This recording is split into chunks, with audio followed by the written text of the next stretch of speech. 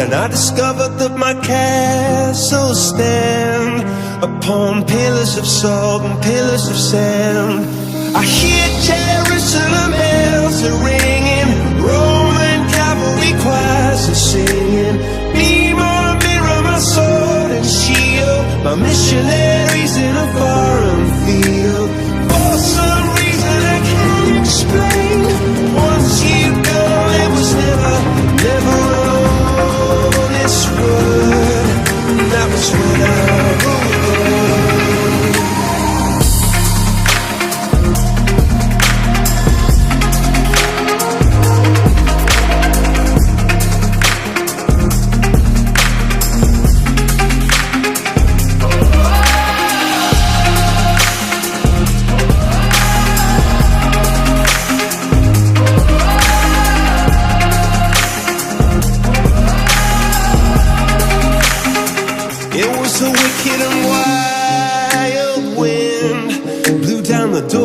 To let me in, shattered windows and the sound of drums.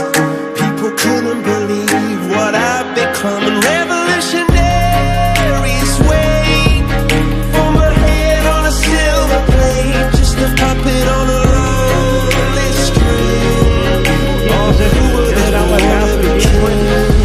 Center for the four, backhand, and score! Kevin Dufour on a 200-foot rush for the Mule gives Indy a 1-0 lead. Great outlet pass, and then Thompson put it right on the Forest team in front. He was able to get it to Ruby.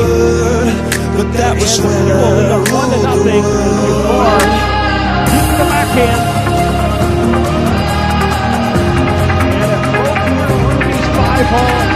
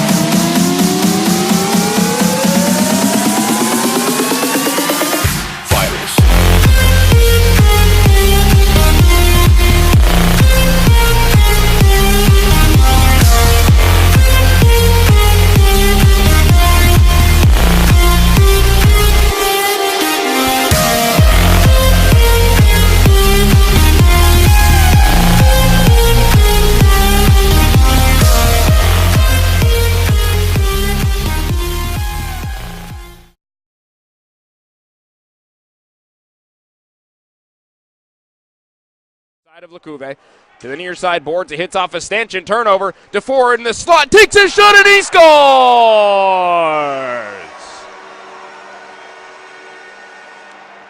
Kevin Dufour makes it 1-0 Manchester on their first shot of the game. 3 minutes and 59 seconds into the first period.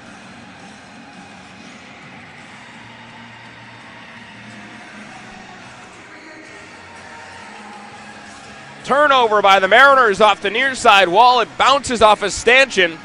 Skips right to Dufour, who scores his first goal in a Monarch uniform in his second game in Manchester.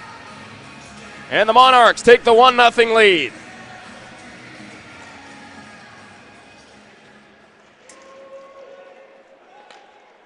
Behind the net, Lecouve plays to the near side. 9:20 left in the second period. Manchester now looking for numbers the other way. Dufour with a wrist shot and he scores!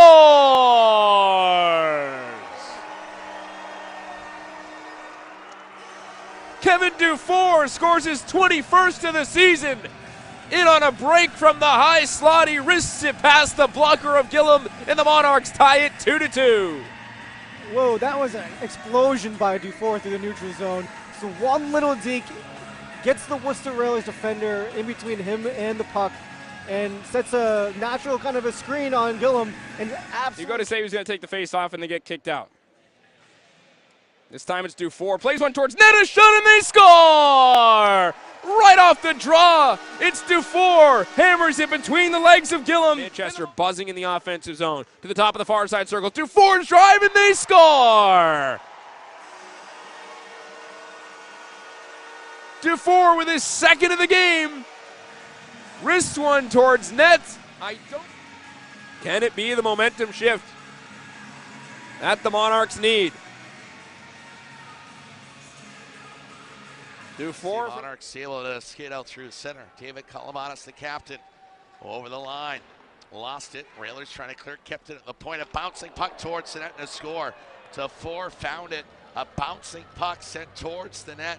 It came to Dufour, who had both the Monarchs goals on Friday, and he gets an early one here at 1:56. Kevin Dufour out of Bowling Green States.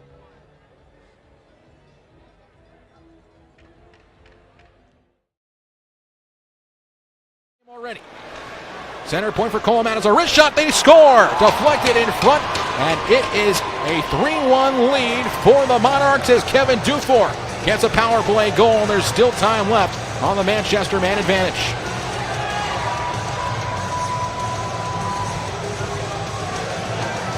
You want to look at the way the second period started for the Adirondack Thunder, the way things are now, and I don't think anyone probably could have seen something like this happening. Yeah, the air has been sucked out of this crowd here at Cool and Sharing Arena a little bit.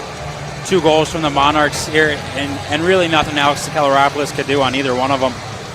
And even that one in the first, 3 goals on his record. But these are tough attempts for him to save. Manchester's doing a really nice job working the puck around.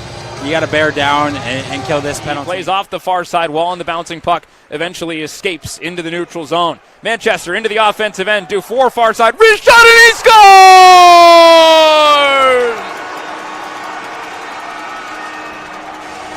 Kevin Dufour wins it in overtime. The Monarchs take a 3-0 series lead.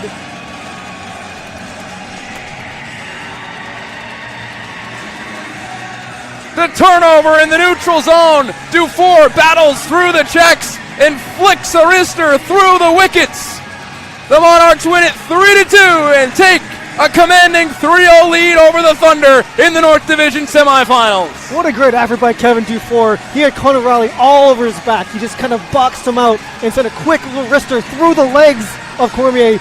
Put the Monarchs up 3-0, and you gotta love when you see all the defensemen jump out of the bench and mob Charles Williams. They know he did a great job tonight.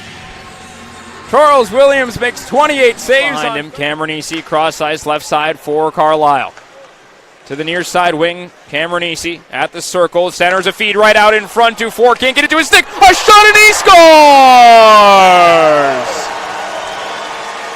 The overtime hero last night makes it 2-0 with 24.3 left on the clock. Kevin Dufour.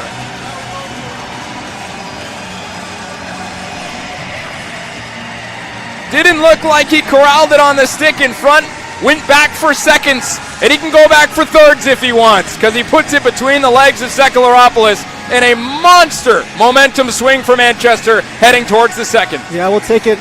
The puck actually exploded right off his stick, but it hit a Thunder skater. It came right back to him in the slot, and he just kind of pushed it through 5-hole on Sekeleropoulos. Now to the far side point. Kolamatis, top of the circle. His wrist shot, looking out in front, Dufour with the tap home, and he scores!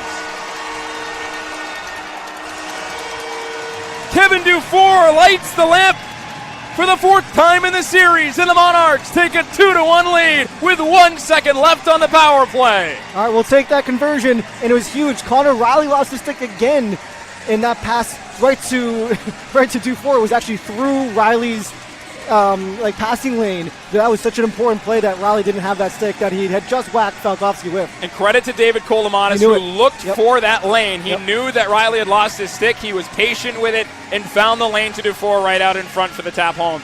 That's when you can take advantage of those opportunities, and it's a mind like David Kolomanis that is going to be one that towards the slot. And no one can get a touch on it for the Thunder. Manchester coming the other way, a 3-on-1. Far side left wing, Mercier, top of the far side circle, drops one back, a shot, and they score!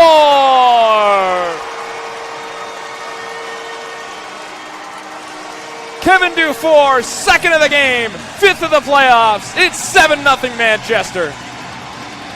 Yeah, the great rush there. We had Pirog, Dufour coming up, and Mercier was the late trailer. And it was just a simple pass to the center. I think that Sakalaropoulos might have thought that puck was going one more to Pirog. Yeah. But, I mean, it kind of beat him far side low. Yeah. Another strange goal to give up. I mean, maybe a big collision behind the net as the puck rolls along the left wing corner. Pirog, he's tied up by a couple of growlers down there. He has a body and Miramonov in to try and help him out. The Monarchs pluck it free as Mercier chips it behind the defense. And look at Dufour, he's in on a break. Score. Oh my goodness, I thought Gartag got a piece of it, but that speedy Kevin Dufour just zings in behind the D and ties the game at 8:58 here in the third period. Boy, did he ever accelerate there, and he just blew in alone. I thought Gartag may have got a piece of that one, but I think it was a monkey one like O'Brien's goal on the redirect on that power play, but here we go. And not many D were going to catch him there, and oh no, he clearly beat him pretty cleanly. Yeah, he did. It didn't look like it from the angle. Right side wing into the offensive end. It's Pavel Jennings. His shot towards net, tipped in front, and they score. Kevin Dufour gets the tip on the shot from Pavel Jennings. The Monarchs aren't done yet with 3:20 to go in the third period. It's 3-1. Yeah, I'm not sure what Pavel Jennings was complaining about. Maybe he thought that it was an offsides or something, but he just took the puck from the left point or the right point and flicked it on goal when the Dufour was chasing and crashing. And it looked like Dufour just kind of poked it and just deflected it slightly past the right leg of Gartag. So there's life here still, and as you said, it keeps building. And that's another instance where the Growlers are just chipping the puck out, and the Monarchs are putting the pressure back on. Well, they